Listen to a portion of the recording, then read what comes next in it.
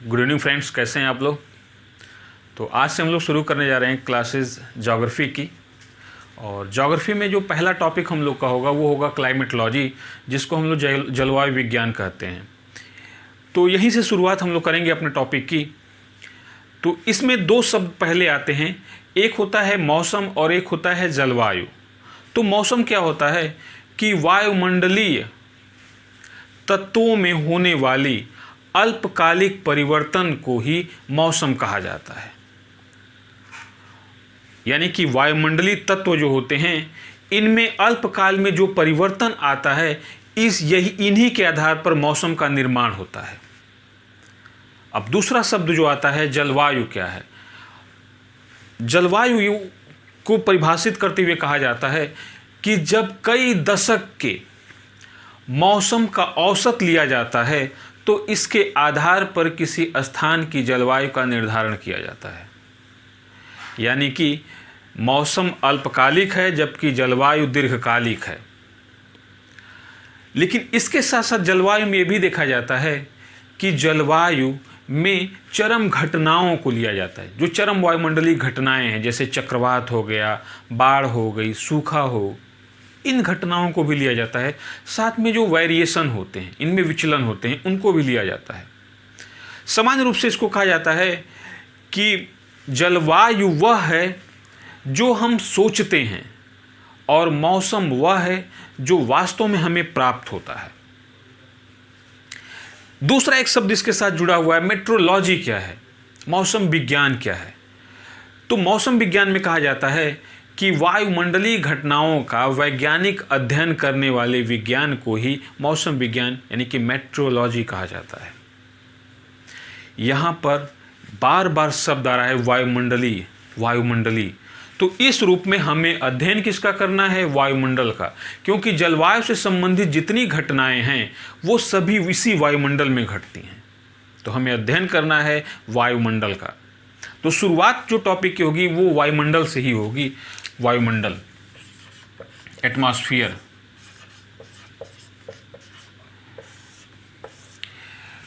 वायुमंडल क्या है। वायुमंडल को परिभाषित करते हुए कहा जाता है कि पृथ्वी के चारों ओर गैसों के आवरण को ही वायुमंडल कहा जाता है। ठीक है, यानी कि पृथ्वी के चारों ओर गैसों के आवरण को ही वायुमंडल कहा जाता है, जिसकी ऊंचाई पृथ्वी के धरातल से लेकर वायुमंडल में 10,000 किलोमीटर की ऊंचाई तक विस्तृत है। यह वायुमंडल कई रूपों में हमारे लिए महत्वपूर्ण है। पहला, इसका सबसे ज़्यादा महत्व है कि इसी वायुमंडल में जीवनदायी गैसें हैं, इसलिए यह महत्वपूर्ण है। दूसरा, इसके महत्वपूर्ण होने का कारण यह है कि यह वायुमंडल हमें सूर्य के हानिकारक प्रभाव से, यानी कि सूर्य से निकलने वाली जो हानिकारक किरणें हैं उनको रोककर हमारी रक्षा करता है। तो इस रूप में यह वायुमंडल एक प्रोटेक्टर के रूप में कार्य करता है। अब थोड़ा सा हम आते हैं कि वायुमंडल है कैसे इसकी उत्पत्ति हुई, कैसे इसका निर्माण हुआ। तो थोड़ा सा वायुमंडल के इतिहास में चलते हैं कि वायुमंडल की उत्पत्ति कैसे हुई। जब पृथ्वी का निर्माण हुआ तो उस समय पृथ्वी के वायुमंडल का भी निर्माण हुआ। तो प्रारंभिक वायुमंडल, पृथ्वी का जो प्रारंभिक वायुमंडल था वो आज के वायुमंडल से बहुत भिन्न था, क्योंकि उसके कंपोनेंट्स आज के वायुमंडलीय कंपोनेंट से यानी संगठन से बहुत अलग थे। उस समय हमारे वायुमंडल में हाइड्रोजन, हीलियम, मीथेन, जलवाष्प, कार्बन डाइऑक्साइड, सल्फर डाइऑक्साइड इत्यादि गैसें थीं। उस समय पृथ्वी की जो ग्रेविटेशनल फोर्स थी वो बहुत कमज़ोर थी, आज की तरह से नहीं थी, वो अभी कमज़ोर थी। और उस समय क्या था कि सूर्य अभी बहुत युवा था, तो उससे निकलने वाली जो सोलर फ्लेम थी उन्होंने क्या किया कि पृथ्वी के वायुमंडल से जो हल्की गैसें थीं इनको बाहर निकाल दिया। तो हाइड्रोजन, हीलियम जैसी गैसें थीं वो बाहर निकल गई पृथ्वी के वायुमंडल से।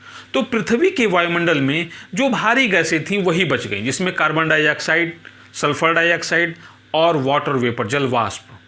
कुछ मात्रा में नाइट्रोजन के साथ अन्य गैसें भी थीं।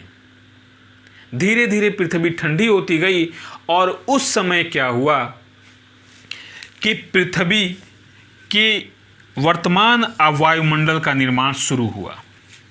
एक प्रक्रिया थी जिसको कहते हैं आउटगैसिंग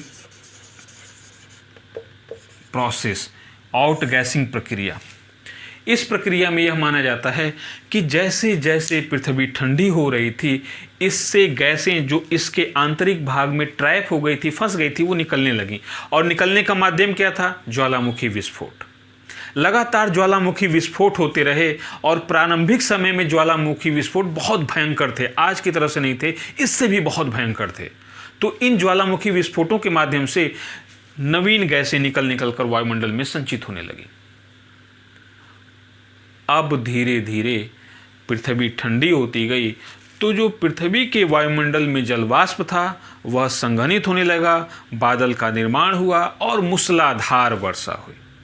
जब यह मूसलाधार वर्षा हुई तो पृथ्वी के धरातल के जो गहरे भाग थे यह धीरे धीरे इस वर्षा जल से भर गए और इस प्रकार महासागरों का निर्माण हुआ।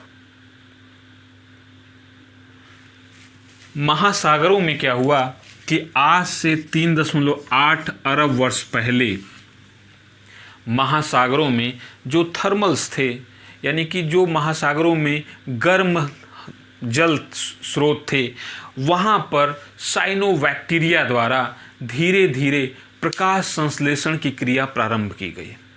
और जब प्रकाश संश्लेषण की क्रिया प्रारंभ की गई तो इस प्रक्रम में उन्होंने ऑक्सीजन का निर्माण करना शुरू कर दिया। धीरे धीरे ऑक्सीजन का निर्माण हुआ और यह ऑक्सीजन सागरी जल में घुलती रही। उस समय ऑक्सीजन की मात्रा बहुत कम थी, तो उस समय क्या था कि लौह आयंस ने क्या किया, लौह आयंस के एटम एंड मॉलिक्यूल्स ने क्या किया कि उस ऑक्सीजन का उपभोग कर लिया रासायनिक अभिक्रियाओं में। धीरे धीरे जब सागरी जल संतृप्त हो गया ऑक्सीजन से, तो सागर से धीरे धीरे ऑक्सीजन निकलकर वायुमंडल में पहुंचने लगी और वायुमंडल में ऑक्सीजन की मात्रा लगातार बढ़ती गई। वैज्ञानिकों का यह मानना है कि आज से लगभग 1.5 अरब वर्ष पहले हमारे वर्तमान वायुमंडल का स्वरूप प्राप्त हो सका, यानी कि ऑक्सीजन की उतनी मात्रा बनी जितनी आज हम पाते हैं वायुमंडल में। तो इस प्रकार हमारे वायुमंडल का निर्माण हुआ। अब हम आते हैं कि हमारे वायुमंडल के कंपोनेंट्स कौन कौन हैं, संघटक कौन कौन से हैं, यानी हमारा वायुमंडल किस चीज़ से बना हुआ है। तो हमारे वायुमंडल में मुख्यतः 3 चीज़ पाए जाते हैं या 3 तत्व पाए जाते हैं। उसमें पहला तत्व है वो है गैस, जो दूसरा तत्व है वो है वाटर वेपर यानी कि जलवाष्प, वाटर वेपर, और तीसरा तत्व है वो है धूल कण यानी कि एरोसॉल। इन्हीं तत्वों से मिलकर हमारा वायुमंडल बना हुआ है। पहला टॉपिक हम लोग का गैस क्या है। यह वायु का यांत्रिक मिश्रण होती हैं और इन्हीं वायु के यांत्रिक मिश्रण से मिलकर गैसों का निर्माण होता है। गैसों में मुख्यतः 4 गैसों का अध्ययन हमें करना है तो बहुत सारी गैसें हमारे वायुमंडल में, लेकिन 4 मुख्य गैसें, इन्हीं का हमें अध्ययन करना है। पहली जो गैस है जो सबसे अधिक मात्रा में पाई जाती है वो है नाइट्रोजन।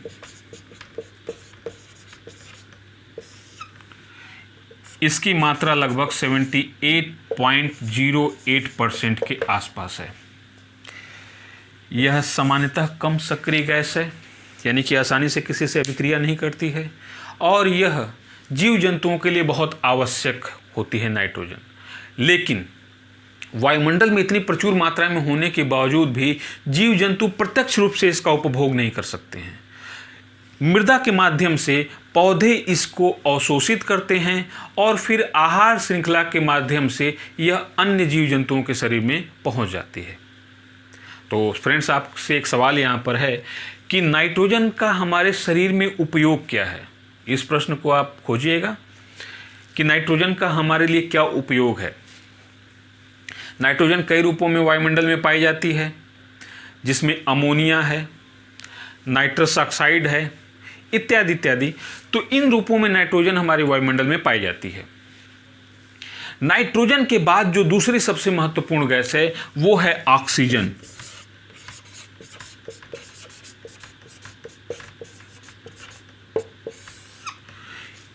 यह लगभग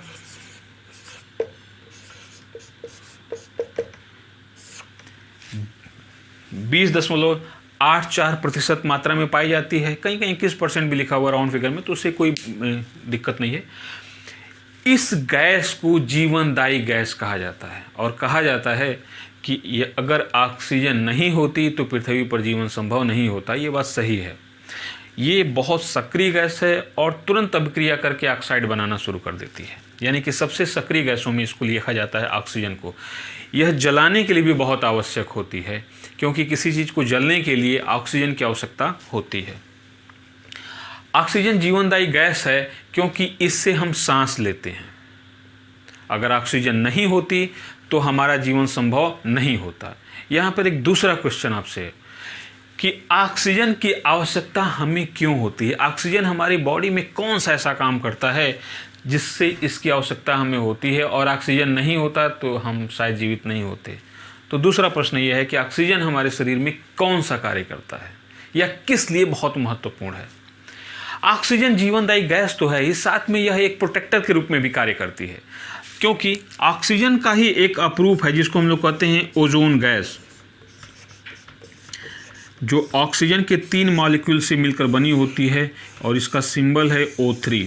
यह ओजोन गैस क्या है कि यह समताप मंडल में लगभग 20 से 35 किलोमीटर की ऊंचाई पर बहुत अधिक मात्रा में पाई जाती है, और यह ओजोन गैस सूर्य से निकलने वाली हानिकारक अल्ट्रावायलेट किरणों को अवशोषित कर लेती है और उनको पृथ्वी पर पहुंचने से पहले ही रोक लेती है। अगर यह ओजोन गैस नहीं होती तो सूर्य से निकलने वाली अल्ट्रावायलेट किरणें पृथ्वी के धरातल पर पहुंच जाती और यह हमें हानि पहुंचाती। ये क्या करती हूँ अल्ट्रावायलेट किरणें? पहले तो इनसे फेयर स्किन वालों को स्किन डिजीज़ बहुत होती, साथ में स्किन कैंसर की घटना बहुत होती, और इसका अगला प्रभाव होता कि हमें मोतियाबिंद की समस्या बहुत हो जाती। अल्ट्रावायलेट किरणों से फसल की उत्पादकता पर प्रतिकूल प्रभाव पड़ता है, यानी कि फसलों की उत्पादकता भी विपरीत रूप से प्रभावित होती। और इसका एक और बहुत ज़्यादा हानिकारक प्रभाव ये होता कि जब यह अल्ट्रावायलेट किरण पेनेट्रेट करके यानी कि समुद्री जल में प्रवेश कर जाती तो वहाँ पर फाइटोप्लैंक्टन को बहुत ज़्यादा नुकसान कर देती। और यह फाइटोप्लैंक्टन जो होते हैं यह सागरीय आहार श्रृंखला के आधार होते हैं, यानी कि जो पूरा मरीन इकोसिस्टम है, सागरीय पारिस्थितिकी तंत्र है, वो इसी फाइटोप्लैंक्टन के ऊपर निर्भर है। और जब आधार ही नष्ट हो जाता तो पूरा मरीन इकोसिस्टम में ध्वस्त हो जाता। तो इस रूप में यह ओजोन गैस अल्ट्रावायलेट किरणों को अवशोषित करती है, एक कंबल की भांति इसको प्रोटेक्ट करती है हमें अल्ट्रावायलेट किरणों से। तो यह ऑक्सीजन का ही एक अपरूप है। तो इस रूप में ऑक्सीजन क्या है? जीवनदायी गैस भी है और एक प्रोटेक्टर के रूप में है, यानी कि प्रतिरक्षक के रूप में भी हमारे लिए काम आता है। ऑक्सीजन की उत्पत्ति को हमने देख लिया था कब हुआ था। अब जो अगली गैस है, मात्रा के आधार पे तो आर्गन है, लेकिन आर्गन उतनी महत्वपूर्ण गैस नहीं है। अगली जो गैस है जो सबसे महत्वपूर्ण और भी महत्वपूर्ण है वो है कार्बन डाइऑक्साइड।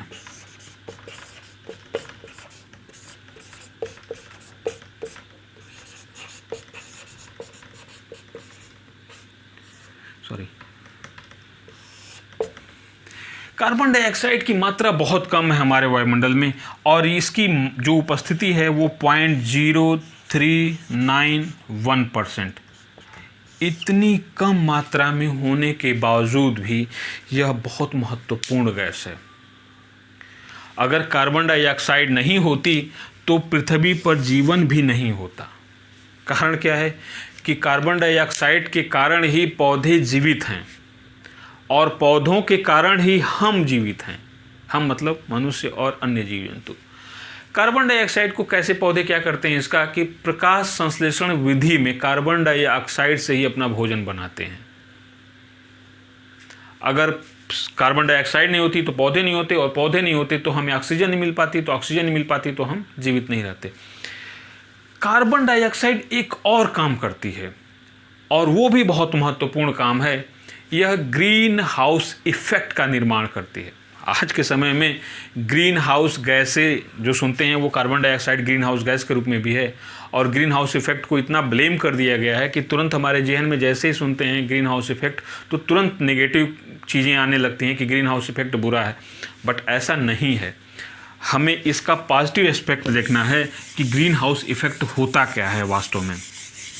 अगर carbon dioxide green house effect नहीं जनरेट करती तो पृथ्वी का जो आइडियल टेम्परेचर है वो बनता ही नहीं, और पृथ्वी पर जीवन रहने लायक कंडीशन नहीं होती। ये ग्रीन हाउस इफेक्ट होता क्या है कि कार्बन डाइऑक्साइड जलवाष्प के साथ मिलकर क्या करती है कि हमारे वायुमंडल में ग्रीन हाउस इफेक्ट जनरेट करती है। और ये ग्रीन हाउस कैसे कार्य करता है कि जो सूर्य से आने वाली लघु विकिरण तरंगे हैं, जिनको इलेक्ट्रोमैग्नेटिक वेव्स कहते हैं, इनको तो आने देती है, और जब पृथ्वी इसी को इंफ्रारेड के रूप में यानी कि दीर्घ तरंगों के रूप में परावर्तित करती है तो ये इसको अवशोषित कर लेती हैं, कार्बन डाइऑक्साइड और जलवाष्प, और इनको पुनः पृथ्वी पर वापस भेज देते हैं।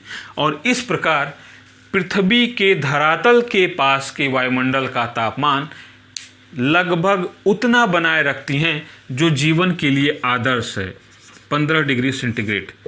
अगर कार्बन डाइऑक्साइड और जलवाष्प हमारे वायुमंडल में नहीं होते तो यह ग्रीन हाउस इफेक्ट जनरेट नहीं होता, और इस प्रकार पृथ्वी के धरातल का जो औसत तापमान होता वो -18 डिग्री सेंटीग्रेड होता, और यह टेम्परेचर -18 डिग्री सेंटीग्रेड यह लाइफ के लिए बहुत हॉस्टाइल करता, यानी कि जीवन के लिए प्रतिकूल होता।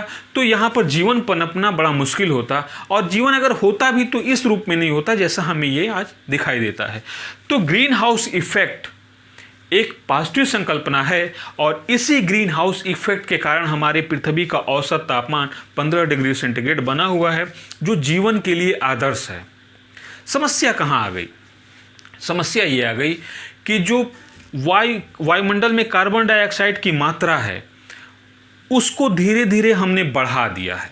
और बढ़ाया कैसे है कि जब इंडस्ट्रियल रेवोल्यूशन हुआ उसके बाद से हमने बड़े पैमाने पे फॉसिल फ्यूल, जिसको जीवाश्म ईंधन कहा जाता है, इसमें कोयला, पेट्रोलियम और प्राकृतिक गैस है, इसका बड़े पैमाने पे हमने उपभोग किया। और उपभोग जब किया तो इससे कार्बन डाइऑक्साइड का उत्सर्जन हुआ, और वो कहाँ जाके मिल गई? वायुमंडल में। तो इससे क्या हुआ कि कार्बन डाइऑक्साइड की मात्रा वायुमंडल में बढ़ने लगी। पहला तो हमने किया कि कार्बन डाइऑक्साइड की मात्रा वायुमंडल में बढ़ा दी। दूसरा हमने क्या किया कि इस कार्बन डाइऑक्साइड का जो अवशोषण करने वाले पेड़ पौधे थे उनको हमने काट डाला। तो बड़े पैमाने पे हमने वनोन्मूलन कर दिया।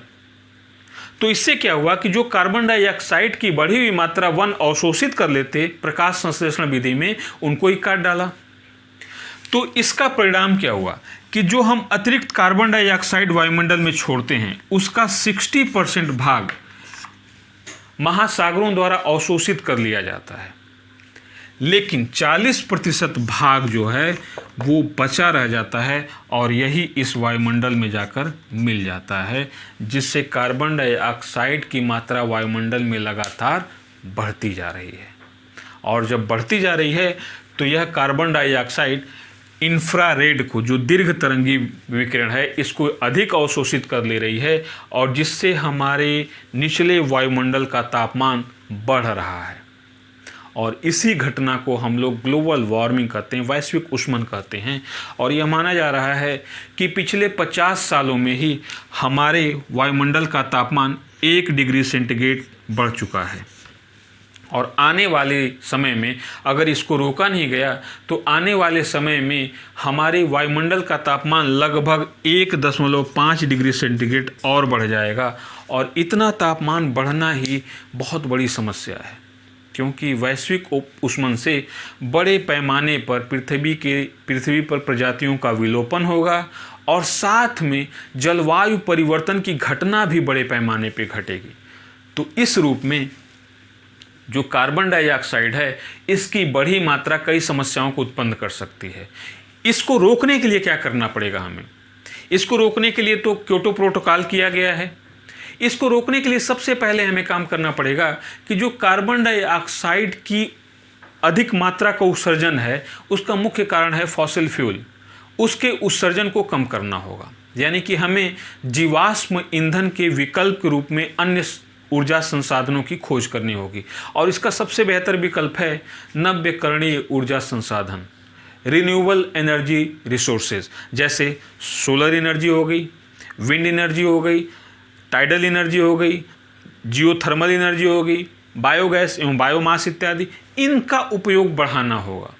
और दूसरा काम करना होगा कि हमें वृक्षारोपण करना होगा, वनारोपण करना होगा, ताकि अतिरिक्त कार्बन डाइऑक्साइड की मात्रा को अवशोषित किया जा सके। तो कार्बन डाइऑक्साइड का क्या उपयोग है हमने देख लिया। अब अगली जो गैस है वो है ओजोन गैस। ओजोन गैस मात्रा में बहुत कम है, लेकिन इसका महत्व तो बहुत अधिक है, क्योंकि ओजोन गैस एक जीवन रक्षक गैस है। किस रूप में जीवन रक्षक गैस है, इसको हम देखते हैं। यदि ओजोन गैस नहीं होती तो सूर्य से निकलने वाली हानिकारक परावैंगनिक किरणें, अल्ट्रावायलेट किरणें बेरोक टोक पृथ्वी के धरातल पर आ जाती। यहाँ पर अभी हम लोग आगे चर्चा करेंगे नेक्स्ट वीडियो में कि समताप मंडल में ओजोन मंडल क्या है। तो अभी बस यही देख लेते हैं कि पृथ्वी के धरातल से लगभग 20 से 25 किलोमीटर की ऊंचाई पर 20 से 35 किलोमीटर की ऊंचाई पर ओजोन गैस का अत्यधिक संकेंद्रण पाया जाता है। और यह ओजोन क्या होती है? यह ऑक्सीजन का ही एक अपरूप है, जो ऑक्सीजन के 3 मॉलिक्यूल से मिलकर बनी होती है। यह ओजोन गैस का घनत्व तो यहाँ पर बहुत अधिक होता है। और यह ओजोन गैस क्या करती है कि सूर्य से निकलने वाली हानिकारक अल्ट्रावायलेट किरणों को अवशोषित कर लेती है और उनको पृथ्वी के धरातल पर पहुँचने से पहले ही रोक लेती है। अगर यह ओजोन गैस नहीं होती तो ये अल्ट्रावायलेट किरणें पृथ्वी के धरातल पर पहुंच जाती और ये बहुत ज़्यादा हमें नुकसान पहुंचाती, हमें प्रभावित कैसे करती कि अल्ट्रावायलेट किरणें पहुंच जाती तो ये स्किन कैंसर होने लगता इससे, यानी फेयर स्किन वाले लोगों को स्किन डिजीज़ यानी स्किन कैंसर होने लगता, मोतियाबिंद की समस्या हो जाती, फसलों के उत्पादन पर विपरीत प्रभाव पड़ता। और साथ में क्या होता कि ये मरीन इकोसिस्टम को डिस्टर्ब कर देती। क्योंकि अल्ट्रावायलेट किरणें जो हैं वो फाइटोप्लैंक्टन को नष्ट कर देती, जो सागरीय आहार श्रृंखला के आधार होते हैं। और अगर आधार ही नष्ट हो जाता तो मरीन इकोसिस्टम ही पूरा क्या हो जाता, ध्वस्त हो जाता। तो इस रूप में ओजोन गैस ये हमारी रक्षा करती है अल्ट्रावायलेट किरणों से। अब जो गैसों के बारे में चर्चा कर ली गई कि वायुमंडल में हमारी कौन सी महत्वपूर्ण गैसें हैं, इसके अलावा भी कई गैसें हैं, जैसे हाइड्रोजन है, हीलियम है, जेनॉन है, क्रिप्टॉन है, नियॉन है, लेकिन उनका हमें अध्ययन नहीं करना है। उनके बारे में बस जानना है कि क्या है उनका महत्वपूर्ण अध्ययन, इनको ही ज़्यादा करना था। अब दूसरा जो महत्वपूर्ण तत्व या संघटक हमारे वायुमंडल में है वो है जलवाष्प। जलवाष्प वायुमंडल का एक महत्वपूर्ण घटक है, क्योंकि अगर जलवाष्प नहीं होता तो हमारे वायुमंडल में ना तो मौसम होता और ना ही जलवायु का निर्माण होता, ना ही वर्षण होता और ना ही जल चक्र किसी रूप में पूर्ण हो पाता।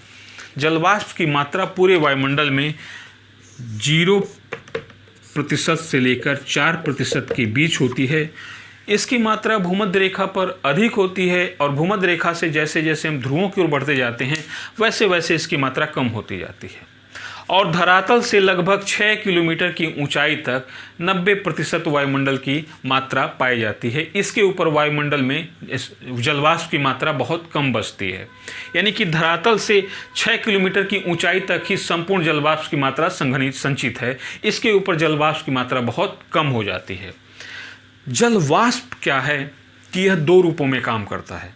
एक तो यह मौसम, जितनी मौसमी घटनाएं हैं जैसे वर्षण, तूफान, थंडर स्टॉर्म, बिजली का चमकना, वर्षण के सभी रूप जैसे तुषार, हिम, बादल, कोहरा, इनके निर्माण के लिए जलवाष्प बहुत महत्वपूर्ण है।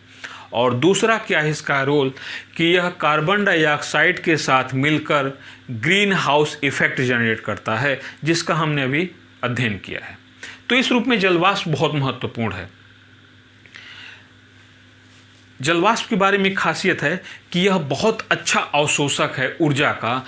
कार्बन डाइऑक्साइड की अपेक्षा जलवाष्प ऊर्जा का बहुत अच्छा अवशोषक है। जो तीसरा संघटक है हमारे वायुमंडल में वो है धूल कण यानी एरोसॉल। यह बहुत महत्वपूर्ण है क्योंकि अगर धूल कण नहीं होती तो पृथ्वी पर वर्षण की क्रिया भी नहीं होती। तो तीसरा हमारा है धूल कण, जिसको हम लोग कहते हैं एरोसॉल।